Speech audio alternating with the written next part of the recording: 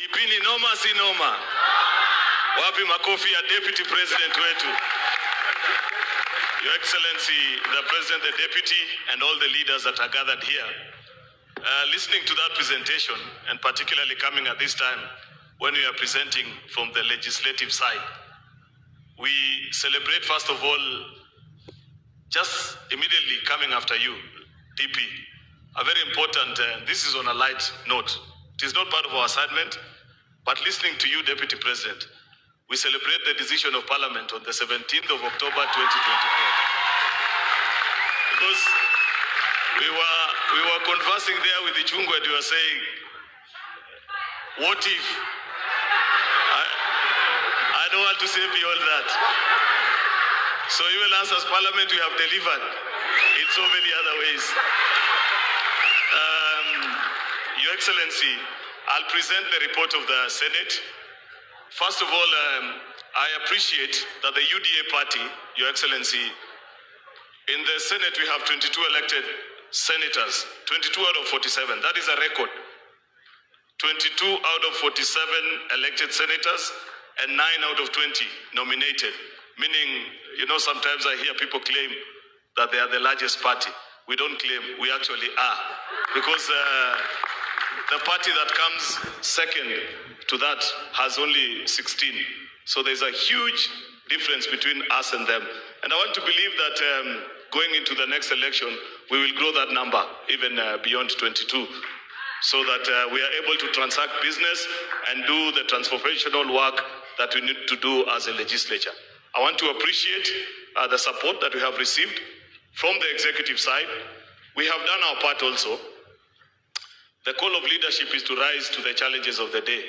And many times, we at the legislature, when we receive legislative proposals from the executive, we take our time and share our thoughts, infuse that which we feel will work better for the country, and finally send it over to the president for assent, and it becomes law. And many times we do that fully aware that we went to the campaigns together, you led us as a team, and there are promises that we made to the people of Kenya, which we in Parliament work hard to ensure that we implement. You know, Parliament as an institution, I was trying to imagine, there is no other institution that gets as much flack and battered from the cynics that are in plenty in this country, that we sometimes just sing to the tune of the executive, we do things that are not progressive, and it is possible for somebody who doesn't follow through to understand and see how our work as parliamentarian knits together with the work of the executive to achieve the common vision that we are trying to attain together as a team. I stand here to report to the council today that as Parliament, we have done our bit as well. I think through each of the items that the DP has spoken to, and I see all the work that the various members of the committees that are here did, moving around the country in public participation, arguing in our committee halls, finally debating in the committee, in the chambers of the Parliament, before eventually concluding on the work to send it here for assent. I imagine, Your Excellency, how each of the work that we have done has transformed the lives of the people that voted for us to be members of Parliament. And I sleep proudly as leader of majority alongside my colleagues, knowing that though many other people may not appreciate, and sometimes people say not very nice things about us as members of Parliament, I know that we have been part and parcel of this team, and we have done things that have helped the Kenya Kwanza administration attain the record of the score that you're hearing this morning. The DP has spoken about the health, universal health coverage, and I must appreciate Parliament because we passed the 4 health laws: the digital health law, facility improvement fee fund, the primary health care, and the Social Health Authority Act. At that particular point, I want to appreciate, I know we have members of the County Assembly from Turkana County.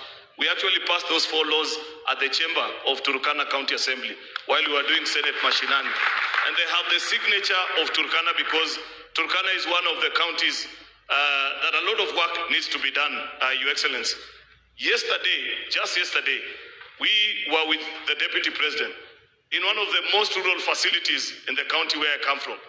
And the chairperson of that health dispensary actually reported in the meeting that we were in that just last month, that facility had received from the Social Health Authority a compensation of 1.3 million Kenya shillings, something that has never happened previously. So somebody may sit and wonder, so where does SHA sit alongside all these things? It is the ability to improve our health centers, right from the dispensary up to the level 6 facilities, through those laws that were carefully drafted and passed in Parliament, that we as parliamentarians sit here today and appreciate and say we made our contribution into making Kenya a great republic. I celebrate you, our colleagues, members of Parliament, for the work that you did. The agriculture sector that the Deputy President spoke about here, Your Excellency, there is still work to be done. But today, as we sit here, I know by 2022, when we came, almost all the 3 major cash crops, for example, which is sugar, coffee, and tea, they needed significant adjustment of the laws that were governing that sector. We have concluded the one for sugar. I know Kimani loves saying that the one for coffee has delayed in the Senate, but I'll be quick to add also that the one for tea is in the Assembly. So we need to conclude on those 2. But as it is, Your Excellency, I represent, this is from a personal experience. In the county that I represent in the Senate, we have both sugarcane, coffee, and tea farmers. Because of the transformation that the DP was speaking about, today, back in the day, if you went to a particular town where all the 3 farmers interact, you could easily tell who is the sugarcane farmer, because they were impoverished, they were in very difficult state. As it is today, the sugarcane farmer actually loans the tea and the coffee farmer. And the coffee farmer is also not badly off. In fact, many times, and I have said this, Kenyans are not very generous with their appreciation of the work that leaders do. But in the last 2 years, in all the public functions that have been, where coffee farmers are in good number, they actually pick the microphone and say, go and pass our appreciation to the president and the government because of the reforms that have been done in the coffee sector. That doesn't happen very often in our society. You know very well that the people we represent sometimes don't appreciate the work that leaders do, but they appreciate because they know what has been done. There's still work to do in the in the tea sector, Your Excellency, and that we shall do because we know we still have sufficient time and the things that we need to do. Quickly, moving on, because I don't want to spend a lot of time on the things that we have done on that particular front. At the level of the county assemblies, and we must celebrate also UDA as a party. I just checked and I confirmed also, though I didn't check this morning like you, Your Excellency. I realized you checked everything this morning. I know for a fact that UDA also has the largest control of 22 out of 47 county assemblies. We have majority leadership of 22 out of 47 county assemblies in this country. And I know one of the requests that you made here in a previous meeting with the members of the county assembly is to grant financial autonomy to our county assemblies. I am proud many MCAs spoke in that meeting that day, Your Excellency, and they said they find it not proper that they sometimes have to go before the executive of county governments where they have disagreed to beg even for funds for operations. And you did direct that morning and say, majority leader, if you still want to keep your job, that situation needs to stop. I am glad to report to this council this morning that that now is a thing of the past, Your Excellency, and we celebrate the work that has been done in that particular regard. Thirdly, I am giving the report on behalf of the Senate. That's the part that I have to do. Overall, listen, my friend, you will get the opportunity during plenary. But just to explain to you, once we do our work as Senate, we send it over to the Assembly for them to conclude on it. There is very little that I can do. You know, unfortunately, much as I am leader of majority, I only lead one house. I don't lead both, and I can't control legislation in the other side of the house. That's why Kimani will come next to give their report. We have concluded on that, Parliament. The pension that you receive is based on what you contributed during your time as a member of parliament. It is our proposal, and this is something, because eventually we will do an exit report of this session of leadership, that to stop this push and pull, because Treasury have been quite clear with us that they want to stop this business of pension by contribution of other Kenyans and moving it to 100% contributory, just like it is for parliament.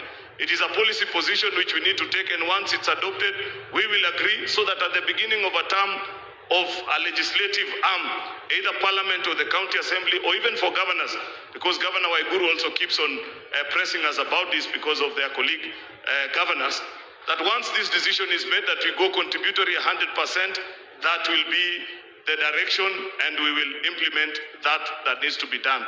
The final thing that I want to say on that particular regard is that we have, Your Excellency, challenges of party leadership in our legislative units, the county assembly.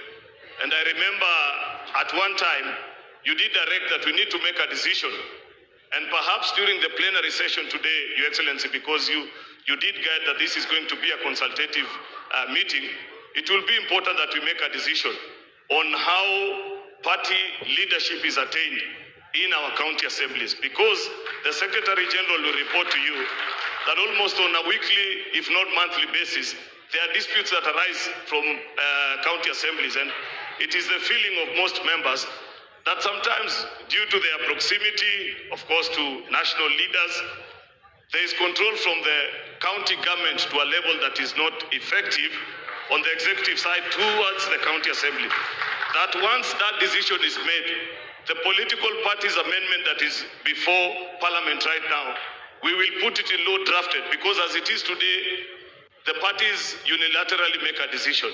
But we need to draft it in law so that we make a final decision on how leadership of majority leader, whip, and their deputies is attained at the county assembly, so that we no longer see this business of people coming to vote at the party headquarters. I know it's not an easy decision, but it will be interesting to hear from the members that are here on that particular matter can be resolved. I think, Your Excellency, I have done my 10 minutes. I had two other things that I wanted to say, but I feel I need to respect the fact that you guided us on time. The final thing, I know this is not very easy, Your Excellency, but I have said, I don't know which language to use, that there will be a plenary session. The things that I forget, please raise them during the plenary session. And if you see me avoiding, it's because I don't want to delve into that particular topic, but you have the liberty because this is a council. I want to speak on the issue of shareable revenue. Your Excellency, the Deputy President, you have been a senator before, and you know our perspective on shareable revenue and the dispute that we've always had with our colleagues from the National Assembly on how resources are shared between the two levels of government. While we celebrate that we have moved, actually, it is during the tenure of this administration that we crossed the 400 billion mark. It is the position of the Senate that a lot more still needs to be done. If you see what is being done in our devolved units, you will appreciate, and I know for a fact that we don't have an endless pool of resources, and it's not an easy decision sometimes to decide. But given the balance of power between our House and the National Assembly, I want to argue before you, Your Excellency, today, that in many of the national government projects that are being done today, that there is a correlation between the national and the county governments. After perfecting of the model, it is possible to transfer some of those functions to counties, because our devolved units equally deserve the opportunity to grow and become stable units of administration the way it was decided in our county government. And while I say that, I'm speaking about markets, I'm speaking about some of the housing and some of the rural roads, Your Excellency. I know it's a controversial topic, but that is our position as the Senate. With those many remarks, I beg to submit. God bless you all.